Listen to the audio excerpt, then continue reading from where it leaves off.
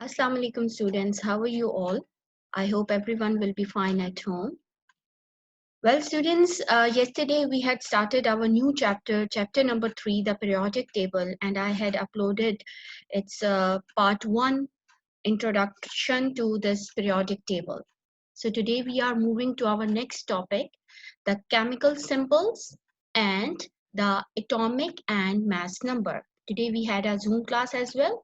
So let's have a look what we had discussed in our Zoom class today. Chemical symbol. This is our today's first topic. Well, students, before starting this topic, I want to ask you a question that how many of you have your nicknames? I hope most of you are having your nicknames. Why we have these nicknames in our daily life? Because they are easy to call your name, they are easy to memorize, and you feel pleasure while calling nicknames of your friends especially. Similarly, in chemistry, which is very important, a symbol is an abbreviation for chemical elements, because till now 119 elements have been discovered so far. So it was very difficult for a common layman to recall and memorize the names of 119 elements. So for this, a theory was discovered and designed, a rule was discovered and designed for the naming of 119 elements so far. So what is this chemical symbol again? That it is a sort of chemical shorthand. As I mentioned earlier, that your nicknames are easier for you, and these nicknames are abbreviations of your own original name. Okay, so each element has its own unique symbol, and these symbols now they are recognized all over the world. Let's have a simple example over here. Over here you can see, like carbon, it has a symbol capital C, rather than to learn the complete name of this CARBON.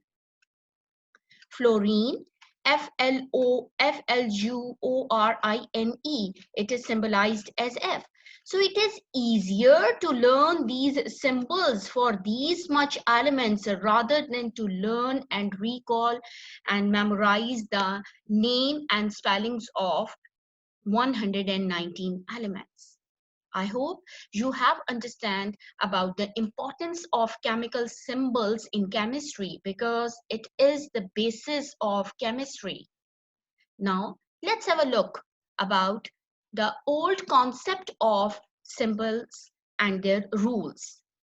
I had already discussed the John Dalton's contribution in the field of chemistry, and specifically about the his contribution in the field of symbols. So Dalton was the first scientist to use the symbols to represent elements in a short way. Actually, he suggested figurative symbols for elements. What these figurative symbols? In this diagram, you can easily see that he made a simple circle for the symbol of oxygen. For hydrogen, he symbolized it as again a circle but with a dot. For nitrogen, he made a circle with a straight line in the center. For carbon, he made a symbol of this circle and color it. So again, to recall these much symbols with somehow certain similarities, again it became very difficult to recall and memorize the names of these much elements in the word. Later on, John Jacob Berzelius, I repeat, John Jacob Berzelius, who was a Swedish scientist, he contributed a lot about chemical symbols. Until now, we are following the rules designed by Berzelius for the naming or for the symbols of the elements. He devised different rules for the symbolization of these 119 elements. Okay, so now we need to know about his certain rules for the naming of the symbols or for the symbolization of elements. Okay, what is the rule number one? According to Berzelius, that the capital letter of each element is the symbol for that element or for that atom. Let's have an example that, like this hydrogen, which is a very common element in chemistry, he said that if we take the first letter of this hydrogen, we can symbolize it as capital H. Then take the example of this carbon. This capital C can be the symbol for carbon, N for nitrogen, O for oxygen, and F for fluorine. So it was his rule number one, that the capital letter of each element will be the symbol of that element. But again, a problem arises that if there is an element which is again starting with the same letter, let's say hydrogen or the H, sorry, then how can we name two elements with the same letter? So then he designed rule number two, that there was again an ambiguity in rule number one, that if two or more than two elements start from the same letter, then use first two letters of the element. Let's have a look on this helium now. It is also starting with hydrogen with H, but we already named capital H for the hydrogen. Then he suggested that you better take first and the second letter of that element and make it a new symbol, new rule. So according to him, helium has been symbolized as capital H, small e. I again giving you another example of an element which is starting again with this capital C.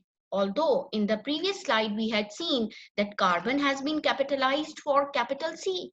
So in this case you can see that he took capital C and small a for the symbolization of calcium. Same for this barium, Ba, capital B, small a.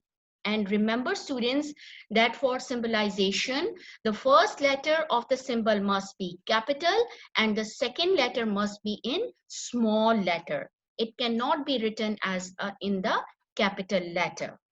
Okay, so let's have a look on rule number 3 now.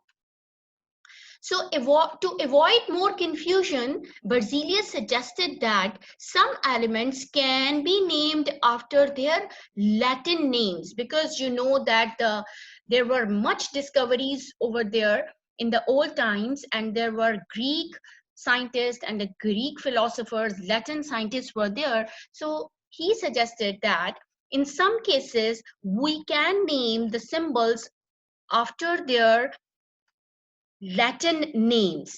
Let's have an example of this iron. It's a name of an element.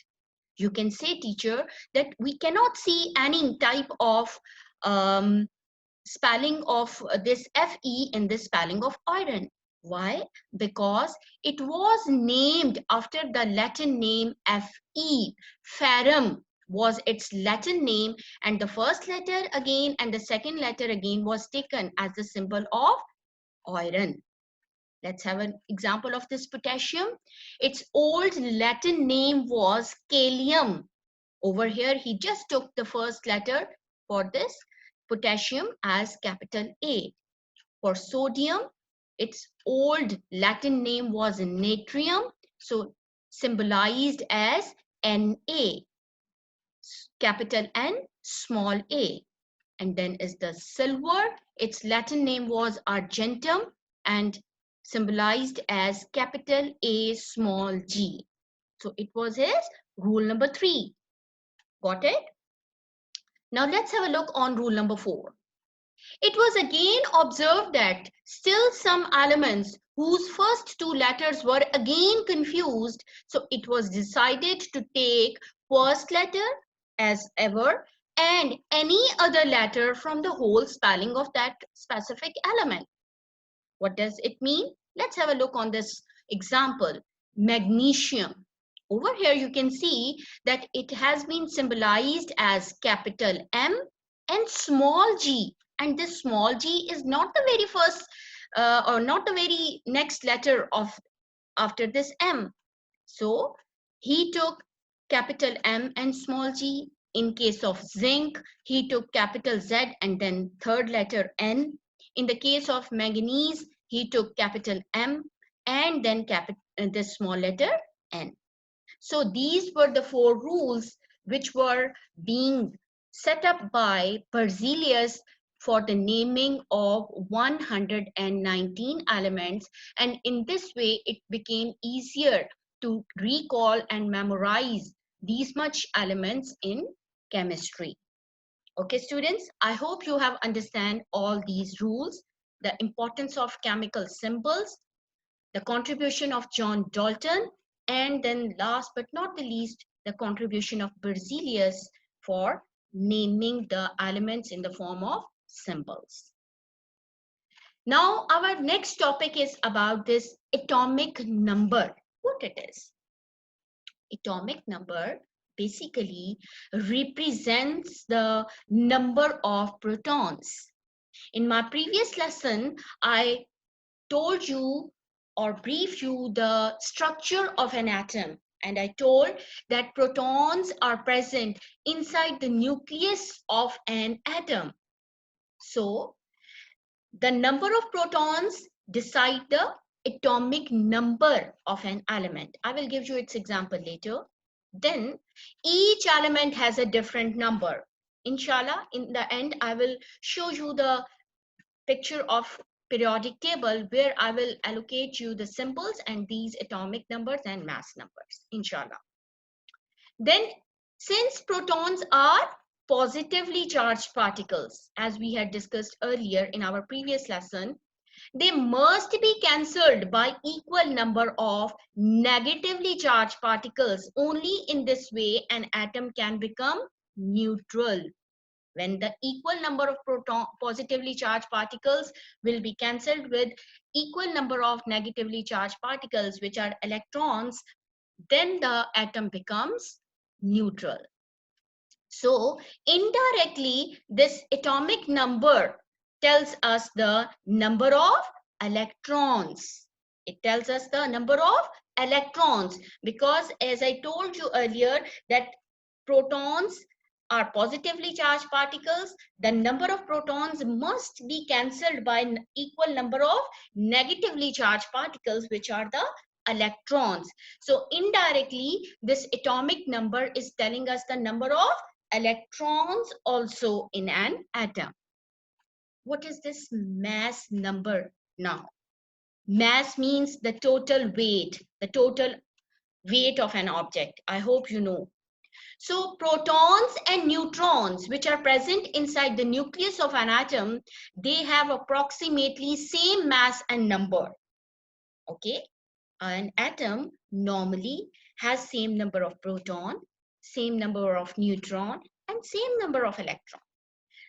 Then why we don't take this electrons for the mass number? Because electrons have a mass so small that it can be ignored. They are so small in their mass that we cannot take their mass into consideration. So according to scientists, protons and neutrons have equally and approximately equal or same mass and number. So collectively, the mass of an atom depends on how many protons and neutrons it has. So what is a mass number? Mass number is the number of protons and number of neutrons in an atom. Now I will explain you this example for symbol, for mass number, for atomic number. Students, can you recall right now what is this capital C stands for? I hope you can recall that it is the symbol of carbon. Yes, it is the symbol of carbon. So this 6, which is written at the lower end of this capital C, represents the atomic number I explained earlier. So what is atomic number? The number of protons. Got it? It means that the carbon atom has 6 protons in its nucleus. Over here, on the upper hand side, it is written 12. It represents its mass number. So what is this mass number?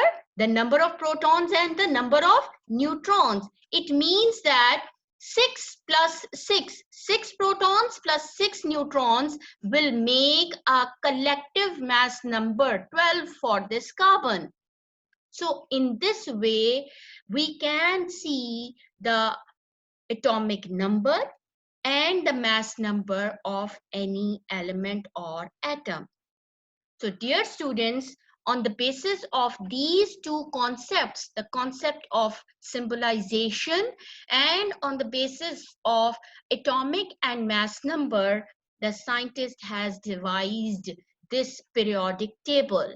Okay, they have devised this periodic table in which they had mentioned about the symbols, and also over here they have mentioned about their mass numbers. Okay, in other pictures they may show the um, uh, atomic number as well, which is in your book as well as. So I hope that you have understand about today's topic, that what are the chemical symbols, how are they being named, what are the certain rules for the naming of chemical symbols, what is an atomic number and what is an mass number. So go through by your book page 34 and understand this video. If you have any question and query, you can ask me, and inshallah in our next Zoom class we will talk about the next topic, that is the arrangement of electrons and the ions. That is all for today. I hope you have understand it. If you still have, I repeat, if you still have any query, you can ask me through my WhatsApp number or through Google Class. Thank you.